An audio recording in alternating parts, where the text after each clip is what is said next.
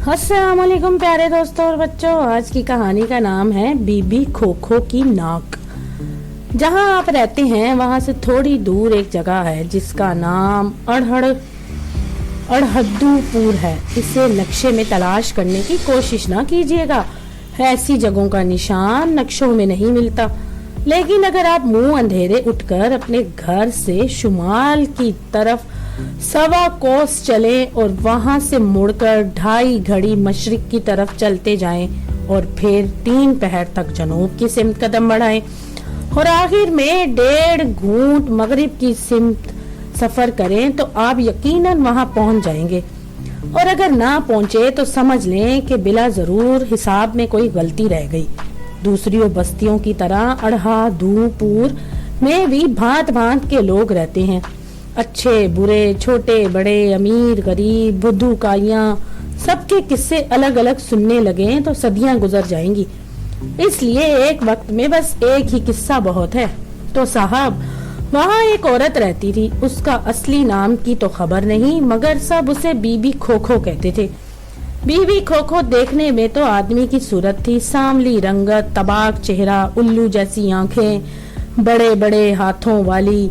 पहली नजर में ही यही गुमान होता था कि बेचारी बदहूसी है। लेकिन सच पूछिए तो बड़े बड़ों के कान काटती थी। सितम ये कि गजब की कंजूस भी वाकया हुई। खुदा का दिया बहुत कुछ था, खाने पीने ओढ़ने पहनने की कमी ना थी। अच्छे खासे बड़े घर में अकेली रहती थी। बड़ा सा बाग था जिसमें फूल तो कम नजर आते थे मगर तरकारियों की भरमार थी। अफसोस उसकी जात से किसी को जरा सा फायदा भी ना होता। यूं तो बीबी खोखो की जुबान हर वक्त चलती रहती, फलाने की बुराई धमाकने के सामने, धमाकने की गीबत फलाने के आगे। लेकिन जब कोई उससे कुछ मांग बैठता तो सुनी अनसुनी कर देती। उसने लोगों को टालने के लिए 1-2 जुमले भी घर रखे थे। मसलन उसके पड़ोस में एक गरीब औरत रहती थी। एक दफा बरसात में उसके आगे दरवाजे पर दस्तक दी। बीबी खोखो ने ओढ़ खोलकर झांका तो कहने लगी, बीबी खोखो, छत टपक रही है, माचिस की डिबिया में पानी चला गया, तीलियां सील गईं, जरा देर को माचिस तो दे दो, आग जलाकर अभी लौटा दूंगी। बीबी खोखो ने मुंह बनाकर कहा, आए हाय, मेरे कान तो कौवे ले गए, कुछ सुनाई नहीं देता, पता नहीं क्या कह रही हो। नौज कोई इस तरह बारिश में मारा मारा फिरे है, आराम से घर जाकर बैठो। ये कहकर कवाड़ बंद कर लिए। इसी तरह एक दिन किसी पड़ोस ने आकर कहा, बीबी खोखो, जरा बड़ी वाली देख तो आज के लिए दे दो, बरादरी की दावत करनी है। बीबी खोखो के पास एक ही जवाब था, आए हाय, मेरे कान तो कुत्ते ले गए, खाक सुनाई नहीं देता, मुझसे बात मत करो। बीबी खोखो की जुबानी ये कौओं कुत्तों की कहानियां सुन सुनकर लोग तंग आ गए। मुश्किल ये थी कि बस्ती में कोई किसी से लड़ता झगड़ता नहीं था, इसलिए लोग बीबी खोखो की बदतमीजी को बर्दाश्त किए जाते। बीबी खोखो की कंजूसी का किस्सा और ये जुमला के कान कौवे या कुत्ते ले गए शुदा इतना मशहूर हो गया कि अड़हदूपुर आसपास के देहात में बदनाम हो गया। वहाँ के लोग कहीं जाते तो दूसरे लोग मजाक उड़ाते और कहते, अरे मियाँ, वहीं से आए हो ना जहाँ बीबी खोखो रहती है, देखें तुम्हारे कान सलामत हैं या इन्हें भी चील कौवे ले गए। ये सुनकर अड़हदूपुर के लोग मारे गुस्से के भुना जाते, मगर उनकी समझ में ना आता कि क्या करें तो क्या करें। इत्तफाक से अड़हदूपुर से जरा दूर जंगल में एक जादूगर रहता था। वो दिल का बड़ा अच्छा था, नाम था अगड़ बगड़ जादू। उसी बस्ती के तमाम बातों की खबर थी। जब उसने देखा कि बीबी खोखो की वजह से बस्ती बदनाम हो गई तो सोचा कि इस औरत का कुछ इलाज करना चाहिए। कुछ उसे ये भी पता था कि बीबी खोखो पर नसीहत का कोई असर नहीं होगा, लातों के भूत बातों से नहीं मानते। चुनाचे एक दिन शाम के वक्त जादू ने बुढ़े आदमी का रूप धारा और बस्ती में आकर बीबी खोखो के बाग की दीवार फांदी और चादर बिछाकर जल्दी जल्दी मूलियां उखाड़ने लगा। इतने में बीबी खोखो की नजर पड़ी तो वो चीखती चिल्लाती हुई दौड़ी अरे तू कौन है? लो दिन दिहाड़े बाग लूटने लगे, शर्म नहीं आती?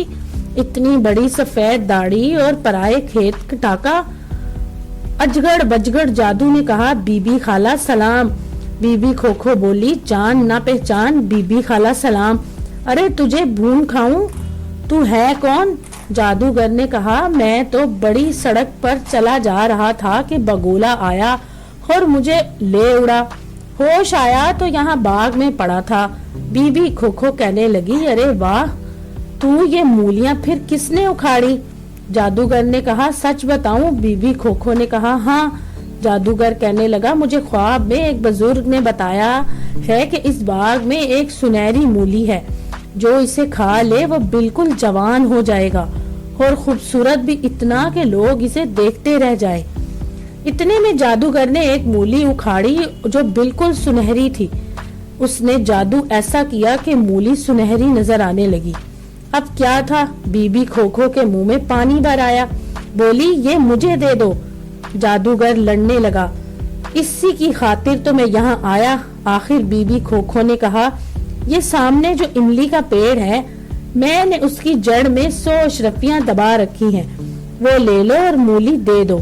जादूगर ने कहा, ठीक है।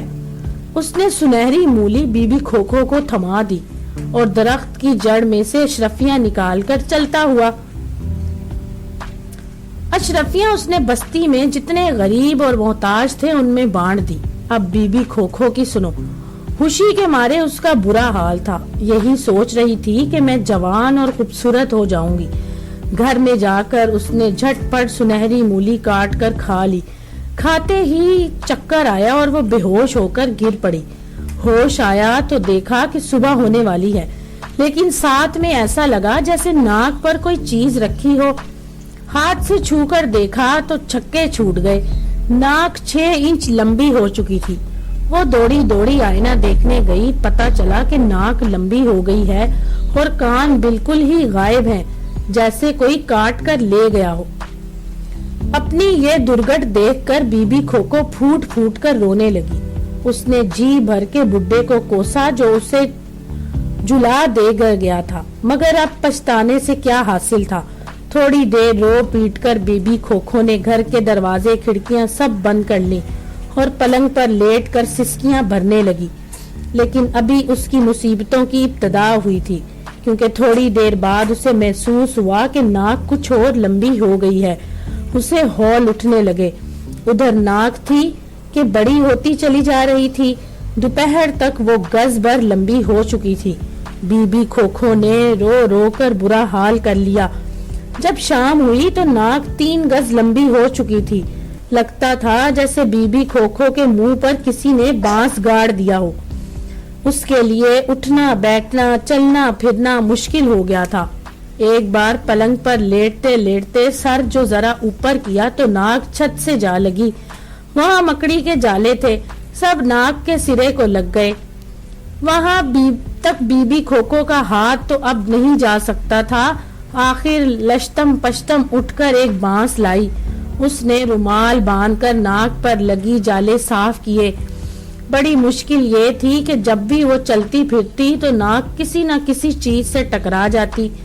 नाक का सिरा तो बिल्कुल ही छिल गया, मिर्चें सी लगने लगी। रात को खाना पकाते वक्त सितम ये हुआ कि अलमारी में लकाबी निकालते हुए मुड़कर चूल्हे की तरफ देखा तो चूल्हे में नाक चली गई। ऐसा छक्का लगा कि रात भर टीसें उठती रहीं। अगले रोज भी बीबी खोखो उसी तरह घर में बंद पड़ी रही। किसी को मुंह दिखाने का हौसला कहाँ था। 2-3 दिन तो यूं ही गुजर गए, मगर मुश्किल ये आ पड़ी कि खाने पीने की चीजें खत्म होने लगी। नमक थुड़ गया, आटे का मटका खाली हो गया, दूध की बूंदें भी बाकी ना बची। अब बीबी खोखो के सामने 2 ही रास्ते रह गए थे, या तो घर में बंद रहकर फाको मर जाए या फिर बाहर निकलकर लोगों की हंसी के ठाठे का सामना करे। उधर जब बस्ती वालों ने देखा कि कई दिन से बीबी खोखो की सूरत नजर नहीं आई, घर के दरवाजे और खिड़कियां सब बंद पड़े हैं, सन्नाटा छाया हुआ है, तो डरे कि कहीं बीबी खोखो अल्लाह मियाँ को प्यारी तो नहीं हो गई। बस्ती के सियाने इकट्ठे हो गए। सलाह मशवरे के बाद तय पाया कि बीबी खोखो की खैर खबर मालूम की जाए। आखिर बाहर से पुकारने पर जवाब ना मिला तो दरवाजा तोड़कर देखा गया कि मामला आखिर क्या है। यूं 5-10 आदमी मिलजुल कर बीबी खोखो के घर के बाहर जमा हो गए। बाज रोज रोज से बीबी खोखो को पुकारने लगे। बाज ने कूड़ा पीटना शुरू कर दिया। उधर बीबी खोखो का भूख प्यास के मारे बुरा हाल था। उसने जी ही जी में शुक्र किया कि चलो कोई पूछने तो आया। भराई हुई आवाज में कहने लगी, भाइयों मैं क्या दरवाजा खोलूं? अब मुंह दिखाने के काबिल तो रही नहीं। ये सुनकर लोग और भी परेशान हुए। उन्होंने कहा, बीबी खोखो हमें भी तो पता चले कि तुम पर किसने जुल्म ढाया है। दरवाजा खोलो वरना हम तोड़ डालेंगे। बीबी खोखो ने जब देखा कि अब जरा चुप नहीं रह सकते तो खुद ही दरवाजा खोल दिया। जब लोगों ने इसका हुलिया देखा तो चीख मारकर पीछे हट गए। बीबी खोखो दरवाजे में बैठकर रोने लगी। कुछ देर लोग चुपचाप खड़े रहे। इन्हें बीबी खोखो पर रहम आ रहा था। एक आदमी दौड़कर गया और अपने घर से रोटी और सालन ले आया। बड़े बूढ़ों ने कहा है, जो हुआ सो हुआ। लो बीबी पहले रोटी खा लो, हम सोचते हैं कि क्या किया जाए। रोटी खाकर बीबी खोखो की जान में जान आई तो इसने अपनी बीती सुनानी। उसका किस्सा सुनकर लोग दंग रह गए। आखिर एक बूढ़ा बोला, ये जादू का खेल मालूम होता है। तुम्हें चाहिए कि फौरन झगड़ा बगड़ा जादू के पास जाओ, वो ही इस जादू का तोड़ कर सकता है। ये बात बीबी खोखो के दिल को लगी। उसने फौरन चादर ओढ़कर जंगल की राह ली। बस्ती के सारे मर्द औरतें खड़े होकर उसे देखने लगे। बड़ी उम्र के लोग तो चुप रहे मगर बच्चों ने हंसने में कोई कसर ना छोड़ी। उन्होंने इतने कहके लगाए कि बीबी खोखो शर्म से कट कट गई। जंगल में अगड़ बगड़ के घर जाकर बीबी खोखो ने रो रो कर अपना दुखड़ा सुनाया। जादूगर दिल ही में खूब हंसा, लेकिन उसने सोचा कि बीबी खोखो को खासी सजा मिल चुकी है, इसलिए कहने लगा, अब तुम घर जाओ, मैं शाम को आऊंगा, शायद तुम ठीक हो जाओ। बीबी खोखो घर जाकर बैठ गई। शाम को जादूगर आया। उसने बीबी खोखा को एक मैला कुचैला सा प्याला थमा दिया जैसे फकीरनियों के पास होता है और कहा, जूते उतार दो और नंगे पैर नंगे सर बस्ती में घर घर जाकर भीख मांगो। उसके बाद तुम्हें उन कुत्तों कौओं की दावत करनी होगी जिनका तुम झूठ मूठ का नाम लिया करती थी। मरती क्या ना करती। बीबी खोखो नंगे पैर नंगे सर प्याले लेकर चल पड़ी। नंगे पैर चलने की आदत ना थी, पाँव जख्मी हो गए। हर घर के सामने जाकर आवाज लगाती, एक रोटी का सवाल है।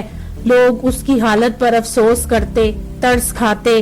चंद ही घरों से बीबी खोखो को इतना सालन और रोटी मिल गई कि उठाए नहीं उठती।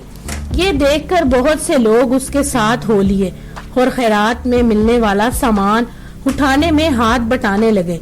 जब बस्ती भर से भीख मांगकर बीबी खोखो घर लौटी तो 20 आदमी लदे बंधे साथ थे। जादूगर दरवाजे में बैठा था। उसने लोगों से कहा, अब आप लोग जाएं। और वो बीबी खोखो अकेले रह गए तो दोनों ने मिलकर सारा खाना बाग में चुन दिया।